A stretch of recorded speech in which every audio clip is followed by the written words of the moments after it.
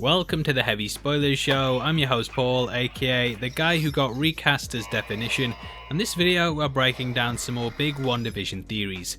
The ending of the last episode was enough to give anyone whiplash, and actually points out a possible way that Vision could have been brought back to life. Throughout this video we're going to be discussing that, what the blip proves, and why S.W.O.R.D. may be trying to recreate Ultron. If you love this video 3000, I'd massively appreciate the thumbs up, and don't forget to subscribe for breakdowns like this each and every week on the wonderful world of Westview. With that out of the way, thank you for clicking this, now let's get into the video. Okay, so firstly I want to discuss how Vision may be alive. He's the only character other than Thanos who's been killed twice, and yet somehow he's still playing Father Knows Best at Wanda's side. We had been wondering for some time exactly what happened to him, and episode 5 revealed that Wanda had wandered into S.W.O.R.D. and taken his body out of their lab, which we will be discussing later in the video.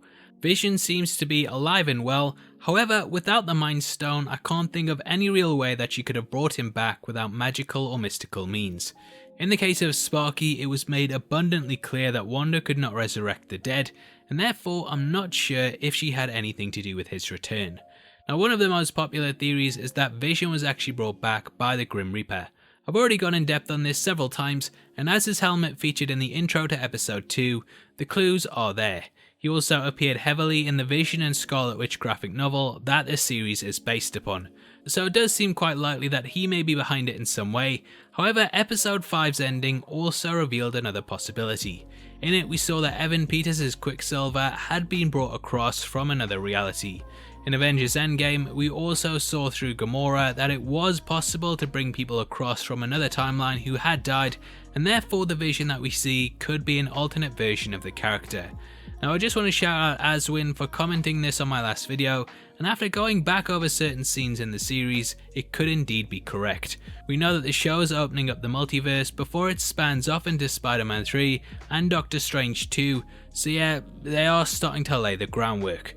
Similar to Wanda, Vision doesn't know how he got there, and perhaps he was pulled across from another world and then had his memory erased so that he would be unaware and unable to warn Wanda about what was really going on. There are several clues that whoever is behind this entire thing has been trying to make Wanda have children no matter what, and in order to do so they have provided her with several subliminal suggestions and distractions.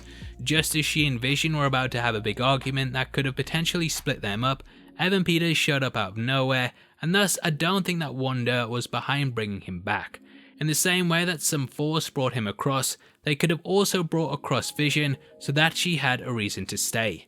I'm assuming that one of the major conflicts that will arise from this show is that Westview shouldn't exist, and it will likely end with Doctor Strange coming to shut things down before they spiral out of control. Destroying this will of course mean that Vision has to go, and as we know that Wanda will be an antagonist in the multiverse of madness, it definitely makes sense for her to be angry that her husband had to be sent back and that she has to remain in a universe where he's still dead. Now as for the dead Vision, it's clear that S.W.O.R.D. were up to something, as when we saw footage of Wanda invading their headquarters, he was on an operating table being sliced up into several sections. When Vision died, his body was whole, and in the timeline of the MCU, his death happened 5 years prior, so it makes no sense as to why they'd bring him back out and start experimenting on him unless they had ulterior motives. I actually got talking to Ryan Airy from Screen Crush about this, who started going into how he too thought that S.W.O.R.D. were trying to weaponize his corpse. I've put our conversation up if you want to pause the video and read it, and it's also in front of a picture of Hayward because I bloody hate him. Ryan, that's your mom! Now I kinda built upon this theory and said that I think they're trying to recreate Ultron, and he asked why make another murderbot, which I didn't really have an answer to because I bloody hate him. Gotcha, sucker! However, after thinking about it, I think that the answer is clear, and that is because of Thanos. Ultron was originally created as a reaction to the Battle of New York to ensure that nothing like that could ever happen again. Unfortunately, the machine believed that the only way to get peace was to wipe out humanity, but juxtaposing this, Vision saw the good in people. I think that S.W.O.R.D. realised that because of the snap that they needed a better form of protection for the planet, and that what they had simply wasn't good enough. You have to realize that in the MCU timeline, everyone is probably completely terrified because Thanos managed to wipe out half of all life in the universe with a snap of his fingers. Perhaps Sword realized that Tony had a point all the way back in the second Avengers movie and decided to try and roll with it and put a giant suit of armor around the world. Knowing that Vision isn't as homicidal as his father was, they probably wanted to reprogram him in order to be the Ultron that we should have got, whilst also standing as something that they could control.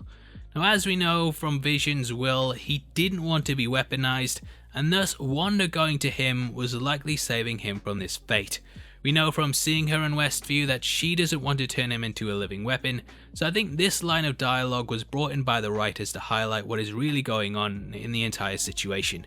From what we know of Hayward, he has completely changed the way that Sword operate, and instead of looking to the stars, they've now started to turn their attention to Earth.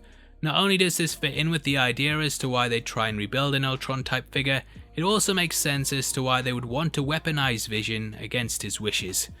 Speaking of the blip, seeing it from Monica's perspective definitely does clear up a lot of things.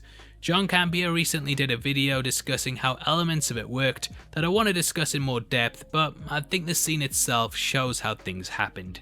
When the blip happened, a lot of people had questions about those being brought back, and one of the big situations that people struggled with were those who were on airplanes when they got snapped. For example, if someone was at 20,000 feet in the air when they went missing, surely when they returned they'd be back in the same space, right? Wrong! Because of a person in the hospital who materialized on a stretcher, we now know that people are brought back in the context of how they vanished, but not in the exact same position. Thus, if you were on a plane when you got snapped, you'd probably be brought back on one mid-air or a grounded one, so you didn't end up miles and miles away from where you live. Taking this on a grander scale, the world itself is basically a rock that's spinning through space, and it would be highly unlikely that if one were blipped back that the planet itself would be in the exact same spot as when they were when they vanished. So it's simply the context that they disappeared in which decides how they return. Monica just so happened to be at her mother's bedside, but it's nigh on impossible that people just happen to be pushing a stretcher in the exact same place that a man who was on one disappeared. So we can stop talking about that now, we can just all chill out, and you can finally rest. And lastly, I want to discuss a theory from New Rockstars that you could see Mephisto's hand in the reflection of a mirror before Evan Peters came across. I've watched this footage over and over again, and personally, I think that it might be a mic that was left in the shot in order to try and capture the audio for the scene. I'm not 100% on that, and New Rockstars do great videos, so I'm not slagging them off like that's some of a bit Ryan Airy. I'm just not sure exactly what it is, and I also think that the lad Eric Voss will be like a boss and probably tell you that he's not 100% either. Still though, definitely an interesting talking point, and I hope this video has given you some stuff to think about, and obviously I'd love to hear your thoughts below. Now don't forget that on the 28th of February we're giving away 3 copies of the Phase 3 MCU 4K box set to our subscribers. All you have to do to be on the chance of winning is like the video, make sure you subscribe with notifications on, and drop a comment below with your thoughts on the theories. The winners of last month's competition are on screen right now, so if that's you, then message me on Twitter at Heavy Spoilers. The links to our socials are in the description, and you can also support the channel by clicking the join button, and as a thank you, you get videos like this early. If you want something else to watch, then make sure you check out our other theories video which we dropped over the weekend, which talks about how Hayward might be in Hydra, and a lot more stuff. With that out of the way, thank you for sitting through the video. I've been Paul, I'll see you next time.